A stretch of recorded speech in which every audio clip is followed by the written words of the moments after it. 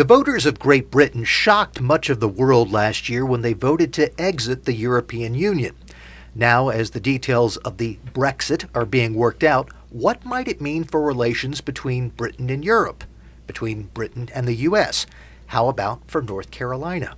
Well, our next guest has some interesting thoughts on that topic. Matthew Elliott is Senior Fellow at the Legatum Institute. He was CEO of the Vote Leave campaign that pushed for Brexit. Thanks for joining us. Thank you. So obviously, this was something that sent some shockwaves throughout the political world. You, as someone who was pushing for Brexit, I'm guessing you weren't shocked. You saw that there was a ripe opportunity for this to happen, I guess. I did, and I saw, especially towards the end of the campaign, people realising that now is the point to go for it. If you look back to Britain's relationship with the EU, we joined back in the 1970s when Britain was at a very low ebb in our relationship, in our economy. We were the sick man of Europe, we weren't doing so well, and we saw this as being an opportunity to join a free trade club. But that free trade club turned into something very different. It turned into a political union which has taken a lot of control from the UK.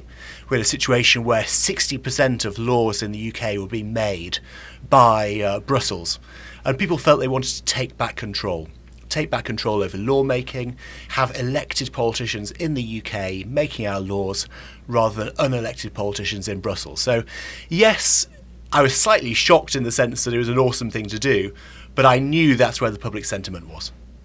Now that Brexit is underway, what sorts of things have to happen between now and the official break between Britain and the European Union?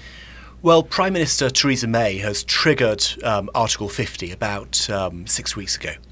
And that means there's a 2-year process, a 2-year negotiation to go through. Now, they suspect it will take a little bit quicker than that. It'll probably be done by about September 2018. Leaving about 3 months for the national parliaments and the European Parliament to actually ratify the final deal. So Britain would then leave on the new year of 2018-2019. And the negotiations will be, I think, actually relatively straightforward.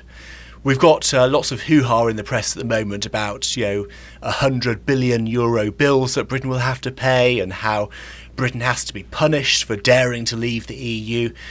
But actually, I think that when they get down to the details, as they will later this year, once the German elections are out the way, I actually think it'll be relatively straightforward.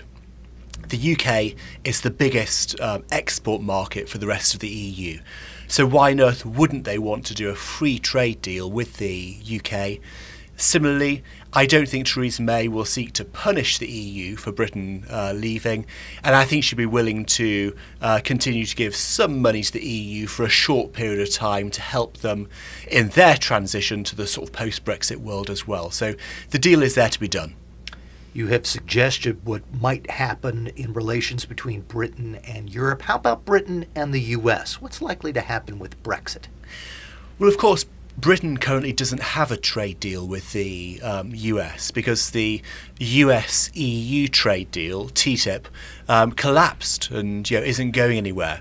So there isn't a trade deal at the moment, yet of course we're still very reliant on each other, very overlapping in our economies. So Britain is the biggest investor in the US economy, just like the US is the biggest investor in the UK economy. And if you're a Brit working for a foreign company, it's likely to be an American company. And if you're an American working for a British company, for a foreign company, it's likely to be a British company. So there's a huge overlap between our two economies at the moment. So I hope that will be cemented and supplemented by having a free trade deal. And I was very pleased that Donald Trump talked about this, not only during his presidential bid, but also when Theresa May came to visit him in the White House shortly after his inauguration. And he's coming to the UK later in the year. He's coming in October. And I'm hoping that the US-UK trade deal will be the centrepiece of what they talk about. Do you think that the fact that Donald Trump was such a supporter of Brexit and seems to have tapped into some of the same thoughts and attitudes that led to Brexit does help improve the chances that this relationship will remain and become even stronger? I think it helps in a huge way. You may remember that during the referendum campaign itself, President Obama said that Britain would be sent to the back of the queue for a trade deal if it voted to leave. So to have a president who is actually supportive of Brexit and understands the motivations why people voted for it and wants to do a trade deal with the UK, I think can only be a good thing. We are speaking with Matthew Elliott, Senior Fellow at the Legatum Institute in the UK. He was also CEO of the Vote Leave campaign that pushed for Brexit. Some people here in North Carolina are going to be hearing us and saying, well, I enjoy hearing that nice British accent, and this is kind of an interesting topic, but what does it really mean for me? If you were talking to an average North Carolinian and trying to tell them why Brexit is going to be good for them, what would you tell them? I think for two reasons. First of all, did they know that $1.4 billion a year of exports go from North Carolina to the UK? And I hope that number will actually go up if we get this UK-US trade deal. I think secondly, another reason would be that I'm hoping that Brexit will be the first step in having wider worldwide free trade and greater prosperity from that. I actually think that Britain will be a guiding light in this.